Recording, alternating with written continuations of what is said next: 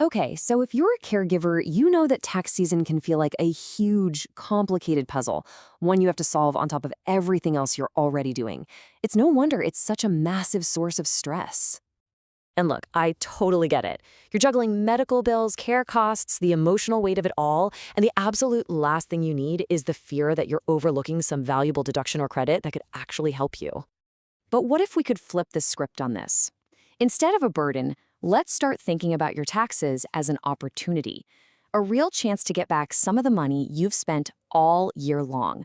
The tax code actually has specific ways to help ease your financial load. So let's dive in, starting with the foundation.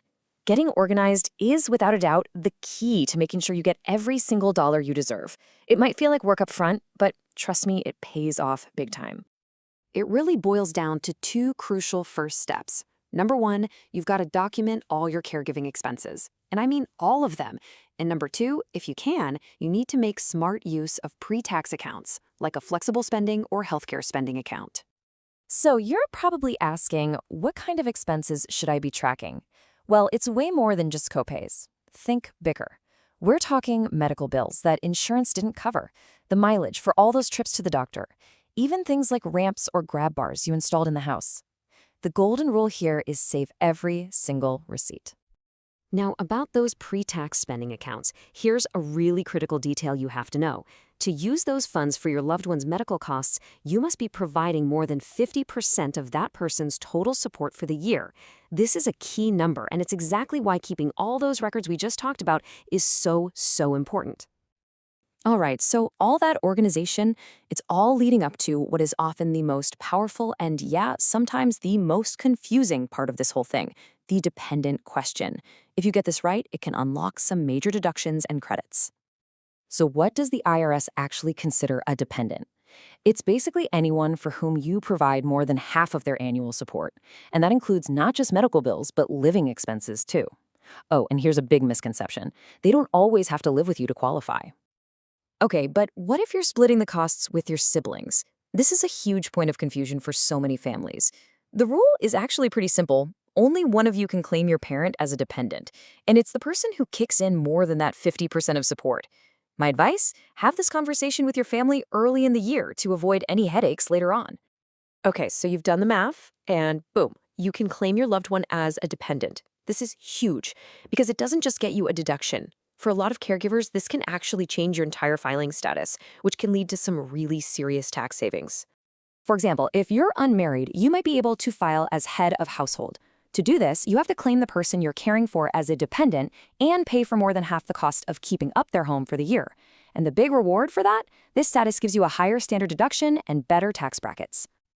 So, we've organized our expenses, we've figured out the whole dependent situation. Now for the fun part. Let's talk about claiming what you're actually owed by looking at some specific deductions and credits you might be missing out on. Here's the most important takeaway. Once your loved one qualifies as your dependent, you can deduct the medical expenses you personally paid for them directly on your own tax return. This is such a powerful way to lower your taxable income. And we're talking about a whole range of expenses that people forget about all the time. Things like dentures, hearing aids, prescription glasses, the list just goes on and on. It is always a good idea to check the official IRS list just to make sure you don't miss anything. Now for another game-changing tip. It's so important to understand the difference between a deduction and a credit. A deduction lowers your taxable income, which is great, but a credit is even better. It reduces the actual amount of tax you owe, dollar for dollar. So if you hired someone to provide care so you could go to work, you might be eligible for the Child Independent Care Credit. And get this, you might even be able to claim it if your parent helps pay for some of that care. All right, let's wrap this up with a really powerful shift in how we think about this whole process. I want you to try and stop seeing tax prep as just another chore on your list. Instead, think of it as an absolutely essential act of financial self-care. I mean, this quote really just gets to the heart of it all. This isn't just about forms and numbers. What you're doing is providing invaluable care, and by taking these steps, you are claiming the rightful financial acknowledgement for the profound commitment you make every single day. Of course, it's super important to remember that this is all for informational purposes. Everybody's situation is unique, so you should always talk to a qualified tax professional who can give you advice that's tailored specifically for you. So I'll leave you with this question to think about.